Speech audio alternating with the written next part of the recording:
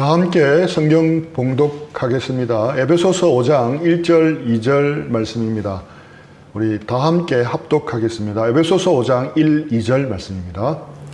그러므로 사랑을 받는 자녀같이 너희는 하나님을 본받는 자가 되고 그리스도께서 너희를 사랑하신 것 같이 너희도 사랑 가운데서 행하라. 그는 우리를 위하여 자신을 버리사 향기로운 제물과 희생 제물로 하나님께 드리셨느니라. 에베소서 5장은 그러므로로 시작합니다. 오늘 본문이 앞의 내용을 설명하고 결론적으로 요약하고 있다는 의미입니다. 우리는 지난주까지 몇 주 동안에 걸쳐서 그리스도 안에서 새 사람으로 어떻게 살아야 될지에 대해 구체적인 영역을 다루었습니다. 이 모든 것을 요약한다면 오늘 본문 말씀이 됩니다. 어떻게 요약할 수 있겠습니까? 하나님을 본받아 서로 사랑 가운데서 행하라 라고 할 수 있습니다. 하나님을 본받아 사랑하며 살라는 말씀 안에 다 포함될 수 있습니다. 우리 인생은 짧습니다. 얼마 전 2002년 월드컵 사각신화의 주역이었던 유상철 감독이 췌장암 선고를 받은 뒤 불과 몇 개월 만에 세상을 떠났습니다. 너무 건강한 모습이었기에 곧 회복되리라 생각했는데 끝내 세상을 떠나고 말았습니다. 그러고 보면 우리 모두는 시한부 인생입니다. 이 세상에 올 때는 순서가 있었지만 갈 때는 순서가 없습니다. 주님이 이제 그만하고 올라오라고 하시면 가야 됩니다.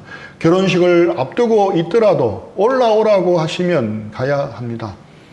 돌잔치를 앞두고 있더라도 올라오라고 하시면 가야 합니다. 기대하며 기다리던 아파트 입주나 신차 출고를 코앞에 두고 있더라도 이제 그만하고 올라오라고 하시면 우리는 모든 것을 다 놔두고 가야 합니다. 연로하신 부모님을 뵈면 새 가전제품, 새 옷에 특별히 관심이 없습니다. 아마 자녀들 지갑을 생각하시기 때문에 그러실 것입니다. 그러면서 하시는 말씀이 내가 이 나이에 얼마나 더 쓰겠다고 새 것을 사느냐고 거절하십니다. 다음에 좋은 데 모시고 가겠다 해도 그때까지 내가 살아있겠느냐고 말씀하십니다. 우리 인생은 짧습니다. 우리 인생은 사랑하며 살기에도 짧습니다. 개그우먼 이성미 씨가 쓴 책 제목처럼 인생은 사랑하며 살기에도 시간이 부족합니다. 사랑하기에도 시간이 부족한 우리에게 사랑하며 살아간다는 것은 무엇을 의미하겠습니까? 오늘 본문을 중심으로 2주 동안에 걸쳐서 두 가지를 나누겠습니다. 먼저는 하나님의 사랑을 알고 누리는 것입니다. 그리고 그 사랑을 나누는 것입니다. 너무 간단하지 않습니까? 이렇게 간단한데 2주 동안이나 나눌 게 있겠습니까? 글쎄 말입니다. 오늘은 하나님의 사랑을 알고 누리는 것에 대해서 말씀을 나누고 나머지는 다음 주에 나누도록 하겠습니다. 우리 에베소서 5장 1절 다시 한번 읽어보겠습니다.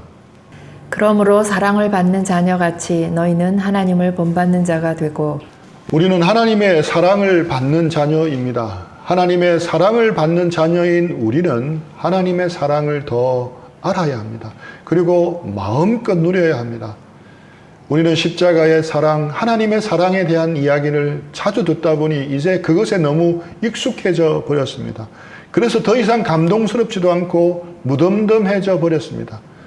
하나님의 사랑은 움직이는 동사인데 멈추어 있는 명사로 만들어 버렸습니다.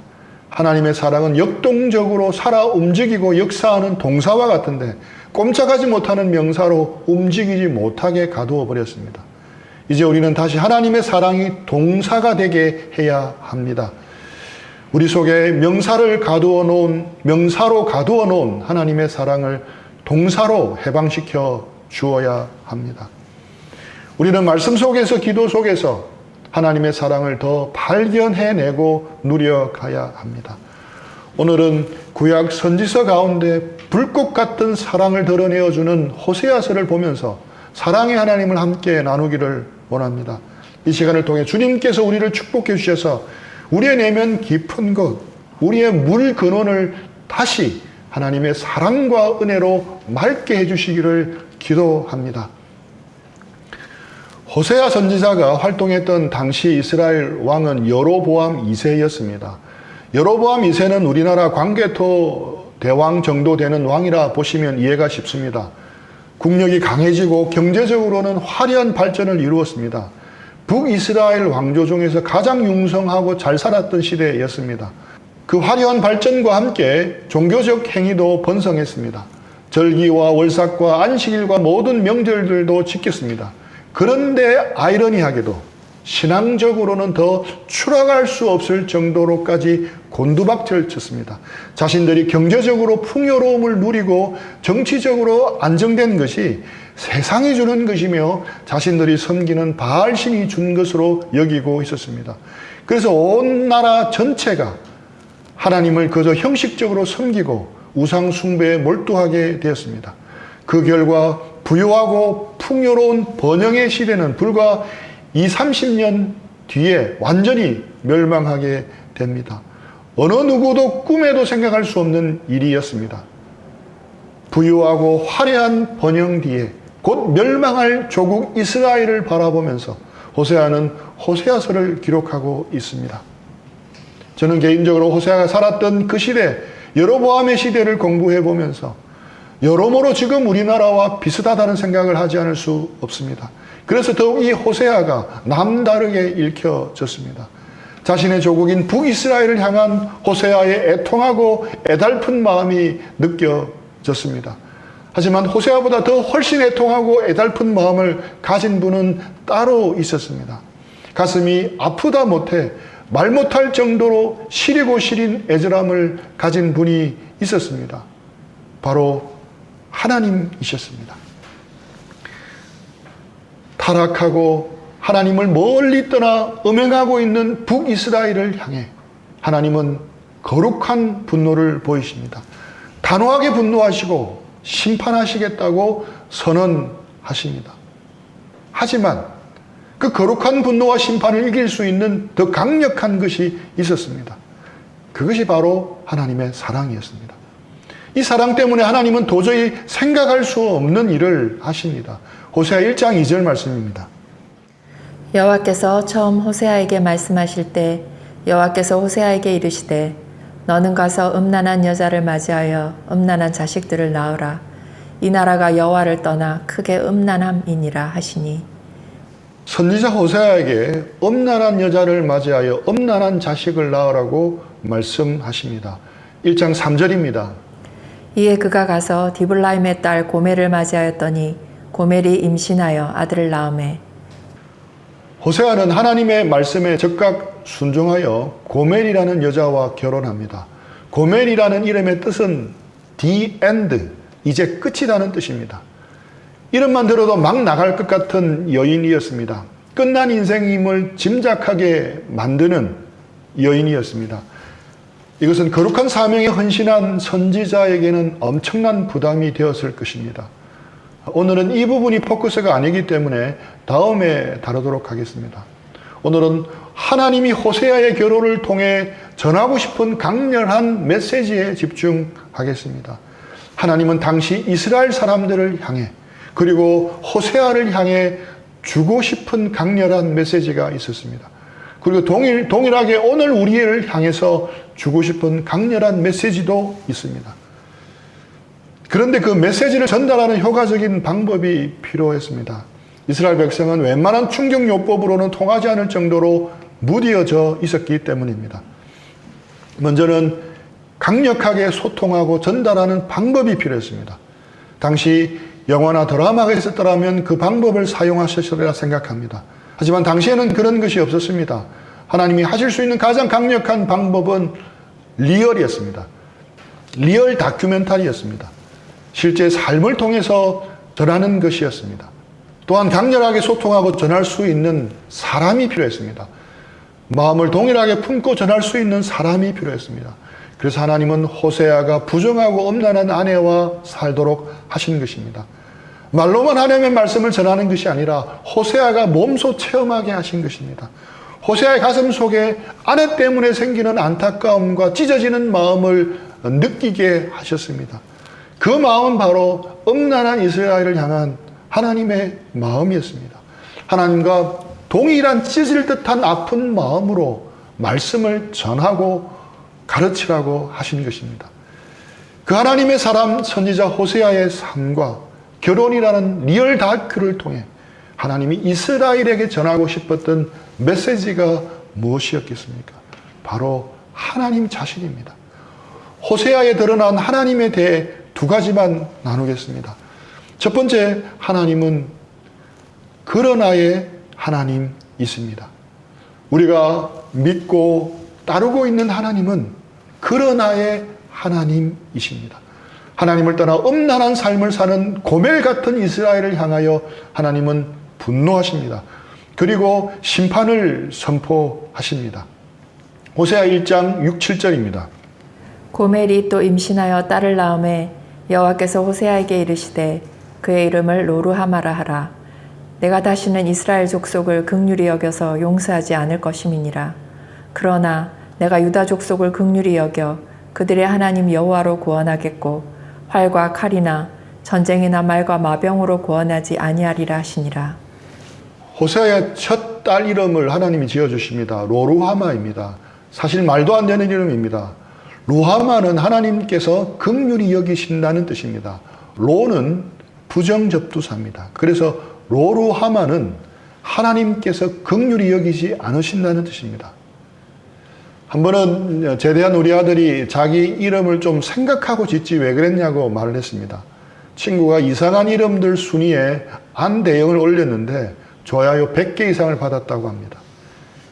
개그맨 유행어가 한 몫을 한 것 같습니다. 그런데 딸의 이름을 로루하마라 지었습니다. 우리식으로 바꾸면 이름이 멸망, 심판, 형벌인 셈입니다. 멸망아, 심판아, 형벌아가 되는 것입니다. 이름을 부를 때마다 얼마나 놀림을 받았겠습니까? 하지만 이름을 부를 때마다 다시금 생각하게 만드는 이름임에 분명합니다. 이는 하나님의 강력한 메시지임을 알 수 있습니다. 이는 하나님이 범죄한 이스라엘을 긍휼히 여기지 않으시겠다는 강렬한 메시지입니다. 그런데 7절에 그러나에 주목하시기 바랍니다. 그러나 내가 유다 족속을 긍휼히 여겨. 그러나의 반전이 나타납니다. 그러나 하나님께서 이스라엘을 긍휼히 여기시겠다고 말씀합니다. 오직 그러나입니다. 특별한 이유가 없습니다. 그들의 하나님 여호와로 구원하겠고 하나님은 그들을 구원하시겠다고 말씀합니다. 9절 10절 말씀입니다. 여호와께서 이르시되 그의 이름을 로암이라 하라. 너희는 내 백성이 아니요 나는 너희 하나님이 되지 아니할 것임이니라. 그러나 이스라엘 자손의 수가 바닷가의 모래같이 되어서 헤아릴 수도 없고 셀 수도 없을 것이며 전에 그들에게 이르기를 너희는 내 백성이 아니라 한 그곳에서 그들에게 이르기를 너희는 살아계신 하나님의 아들들이라 할 것이라. 또 하나님은 심판을 선언하셨습니다. 둘째 아들의 이름을 로암이라고 지으라고 하셨습니다. 이 이름은 부정접두사 로를 붙여서 더 이상 내 백성이 아니다는 뜻입니다. 더 이상 내 백성이 아닌 것처럼 이스라엘 백성을 심판하시겠다고 선언하시는 겁니다. 딸의 이름을 부를 때마다 마찬가지로 호세아가 아들의 이름을 부를 때마다 하나님이 이스라엘 백성을 심판하시겠다는 분명한 의지를 드러내어 보이시는 겁니다. 하지만 10절에 또다시 그러나라고 말씀합니다. 그러나 이스라엘 백성들이 수도 없이 많아질 것이고 내 백성이 아니라 한 그곳에서 너희는 내 아들들이 되게 하겠다고 말씀하십니다. 심판에서 구원으로 반전이 일어납니다. 심판하고 멸망할 것이다. 그러나 구원하시겠다는 것입니다. 그러나의 반전입니다. 아무런 이유가 없습니다. 하나님의 사랑과 긍휼 때문입니다. 그래서 하나님은 그러나의 하나님이십니다. 진노하시지만 그러나 결코 긍휼을 잊지 않으시는 분입니다. 구약 선지자 호세아서는 특별한 책입니다. 불붙은 듯한 하나님의 사랑의 책입니다. 호세아는 구원이란 뜻입니다. 호세아, 여호수아, 예수는 동일한 이름입니다. 호세아서는 하나님 아버지의 사랑을 보여줍니다. 호세아서는 이 땅에 우리를 위해 오신 하나님의 아들 예수님의 사랑을 보여줍니다. 구약 호세아에서 그러나로 표현되었던 것이 신약에서는 기호로 바뀝니다. 그러나가 기호로 바뀐 것입니다. 그 기호가 무엇이겠습니까? 바로 십자가입니다. 그러나의 반전이 일어난 것이 바로 예수님의 십자가였습니다. 구약 호세아서에서는 그러나의 하나님의 사랑과 긍휼로 나타났다면 신약에서는 더 구체적으로 예수님의 십자가로 나타났습니다. 지난 시간 나눈 대로 예수님의 십자가는 하나님의 사랑을 가장 확실히 증명해 주는 곳입니다. 로마서 8장 32절입니다. 자기 아들을 아끼지 아니하시고 우리 모든 사람을 위하여 내주시니가 어찌 그 아들과 함께 모든 것을 우리에게 주시지 아니하겠느냐. 하나님이 사랑하시고 기뻐하시는 자신의 아들을 우리 같은 죄인을 위하여 아낌없이 십자가에 내어주심으로 그 사랑을 확실히 증명해 주셨습니다. 우리는 아직 연약했습니다. 우리는 여전히 죄인이었습니다. 우리는 여전히 하나님과 원수가 되어 있었습니다. 그러나 우리를 위해 호세아 예수님은 십자가에서 대신 죽으신 것입니다. 이 사랑이 바로 그러나의 사랑입니다. 이 사랑이 바로 십자가의 사랑입니다. 우리 모두는 호세아가 아닙니다. 하나님보다 세상을 사랑하고 있었고 지금도 세상을 사랑하고 있는 고멜입니다. 하나님의 호세아의 세 자녀의 이름대로 이스라엘, 로루하마, 로합미와 같이 영원한 형벌 아래에 있던 자들이었습니다. 우리에게 희망이 있는 이유가 무엇입니까? 우리가 세상 사람들과 달리 도덕적으로 신앙적으로 수준 높은 삶을 살아서가 아닙니다. 더더욱 호세아와 같은 삶을 살아서도 아닙니다. 오직 그러나의 하나님 때문입니다. 우리의 모든 허물과 죄악을 아시지만 그러나 사랑하시고 축복하시는 그러나의 하나님 때문입니다. 우리를 둘러싸고 있는 여러 문제들, 직장에서 부딪히는 문제, 자녀들 문제, 경제적인 문제, 장래 문제 등이 아무리 혹독하게 몰아쳐와도 우리에게는 그러나의 하나님이 함께 하십니다. 그래서 우리에게 희망이 있고 소망이 있는 것입니다. 그러나의 하나님은 바로 우리가 믿는 하나님입니다. 두 번째로 하나님은 사랑에 눈먼 하나님이십니다. 이스라엘 백성은 음란한 여인 고멜과도 같았습니다. 남편 대신 하나님을 떠났습니다. 부도덕한 아내처럼 정절을 버리고 남편 대신 하나님을 떠났습니다. 이 모습은 곧 저의 모습, 우리의 모습입니다. 그렇지만 그래도 품고 사랑하시는 하나님의 마음이 호세아서에 숨어 있고 배어 있습니다. 그 하나님의 사랑을 조금씩 더 알아갈 때마다 감사가 됩니다. 고멜 같은 내 모습을 더 적나라하게 깨달을 때마다 눈물도 나고 회개도 됩니다. 유대인 남성이 랍비를 찾아왔습니다. 제 아내가 다른 남자와 간통을 했습니다. 이혼해야 되지 않겠습니까? 하고 물으니 당시 랍비들은 단호하게 안 되라고 이야기를 합니다. 그럼 이런 상태에서 참고 살아는 말입니까? 랍비는 대답합니다. 그것 가지고 왜 이혼을 해야 한다고 생각하니? 그냥 죽여버려야지. 아내의 간통은 유대인의 법으로 이혼이 아니었습니다. 죽여야 했습니다. 다시 말하면 이혼이 아니라 사형이라는 것입니다. 부부간의 사랑은 배타적입니다. 다른 남자와 바람이 나서 간음한 아내와 관계를 회복한다는 것은 인간적으로 볼 때 거의 불가능합니다. 대단한 노력을 하면 용서하고 받아줄 수는 있을 것입니다. 하지만 다시 이전같이 사랑을 회복한다는 것은 무척 힘든 일입니다. 남편이 바람나서 가정을 버리고 떠난 한 분의 이야기를 읽었습니다. 이 자매님은 남편이 회개하고 돌아오기를 기다리며 기도했습니다.